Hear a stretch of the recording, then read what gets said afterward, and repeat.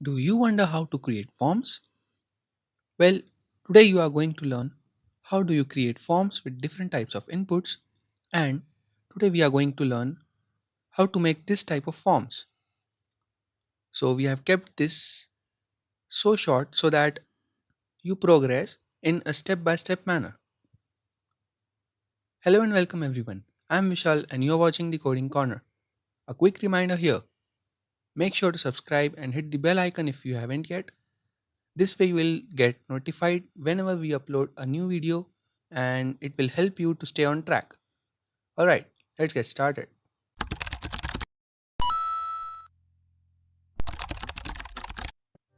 So before getting right into the forms and writing the code for it, let's just have a quick overview. What are even forms? Now first and the most important application that I personally feel is that if your web page is just a static one, forms give you a way to interact with your user. That's what your users want, that you should interact with them more often. And using forms, you can actually collect some important data from the user while interacting with them. And this important data is not necessarily private. It could be a feedback form for an event or seminar. If the form is designed for an institution or a school, it could be a registration form. Or if it's a web app such as Facebook, Twitter, Instagram, it could be a login or sign up form. And there are many more applications with which you can imagine to communicate with the user, to interact with the user and get data from them and get feedback from them.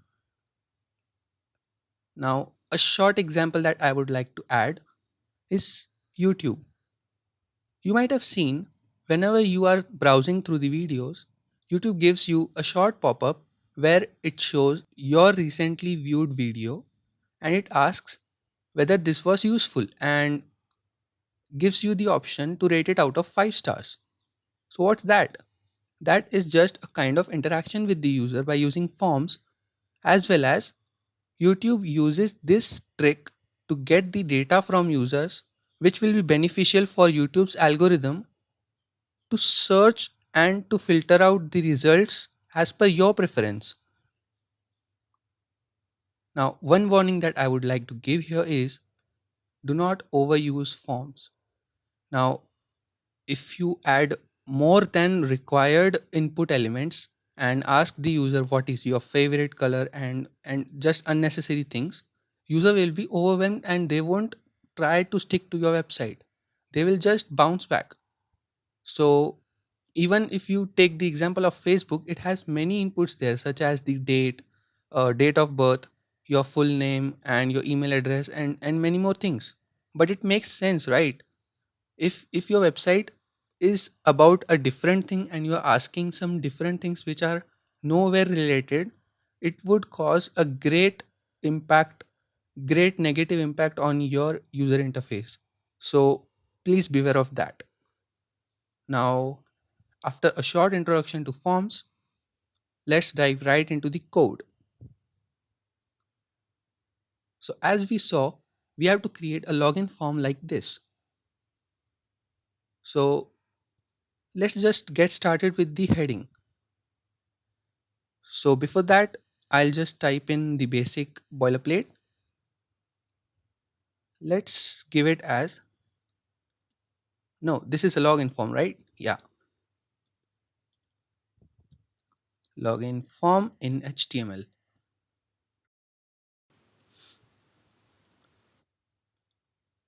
And the heading as HTML login form.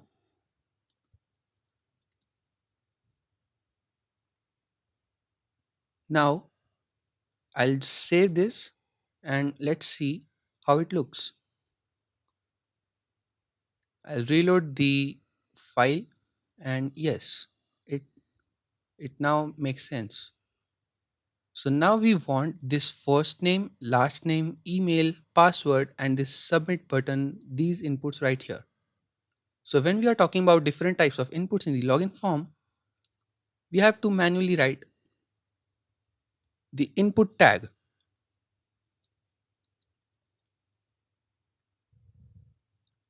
And in this one, we mention the type. For example, if we want as the name of the user, the first name of the user, so we'll type text. This gives the HTML the interpretation that in this input field a text data has to be written. And with that, as we saw, this comes here. I'll just type in, let's say this is,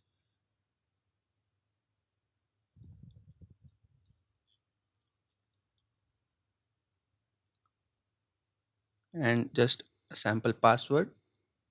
And when you see that when I type this, your last name disappears. So what's that? Well, that is a placeholder in HTML that guides the user about what has to be typed into the input box. So we just go and give the placeholder as first name. I guess enter your first name would be more attracting, because when you are asking data from user, you need to get the attraction of the user. And then I need to go to the next line, and I need for the last name as well. So I'll keep it as text, keep the placeholder as enter your last name, and then again on a new line.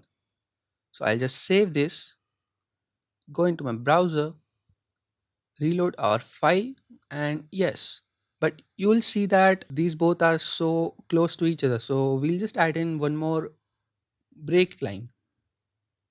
And as you can see, if we type in, the placeholder gets disappeared, right? So we are getting there. All right. Now, as we mentioned, we need to give another.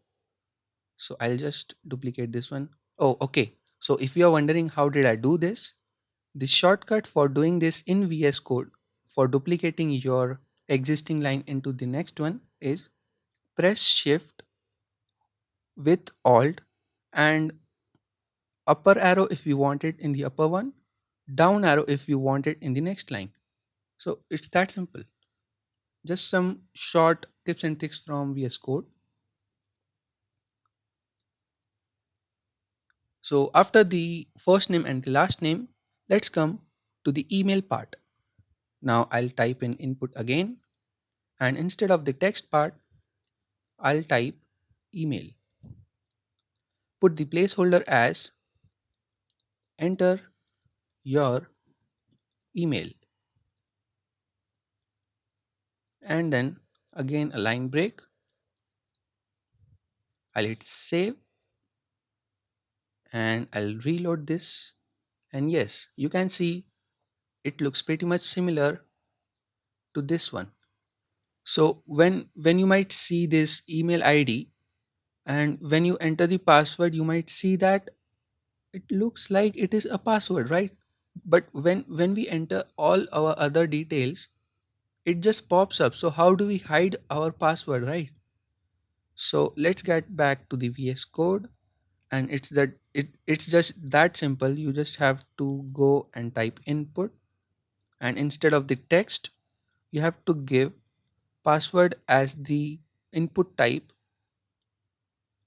and again the placeholder as enter your password.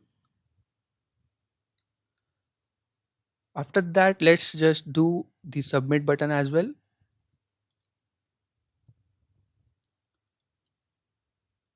For the submit button, you do not have to necessarily give the button tag as the HTML tag to be displayed. You can just do it with input as well. Just one thing that you have to mention is in the type in the type attribute, you have to enter submit as the value. So I'll just hit save, go into my browser, hit reload, and as you can see, all our input boxes with the submit button appear. And let's type in some hypothetical names.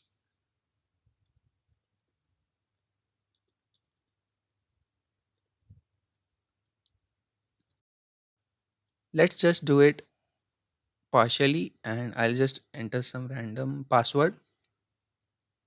When I click the submit button and hover over this one, it says that please include an at the rate in the email address. So okay, I'll just include at the rate, let's say Gmail. Again, when I click submit, I hover over this one. Why wouldn't it show up? So let's just do like this. So this tells me that something is going wrong, right? In this manner, you can just let know the user that something is going wrong.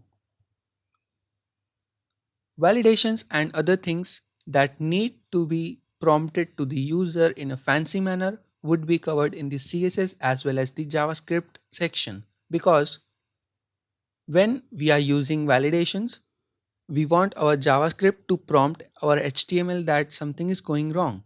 And in that manner, we need our CSS to be changed such that whenever I click, I just enter the partial email, I click submit, it should tell me what went wrong.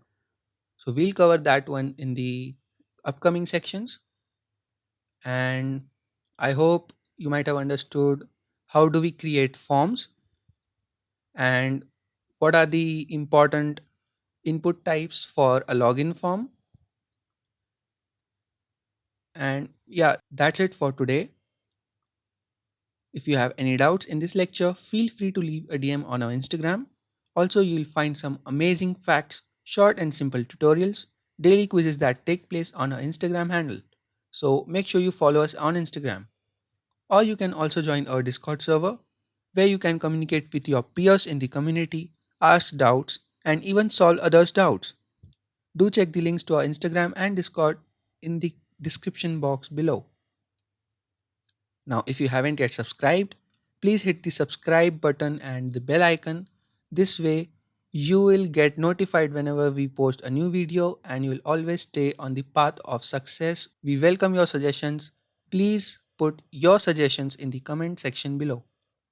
Right. Thank you for watching. We'll see you in the next one. Till then, stay tuned. Happy coding.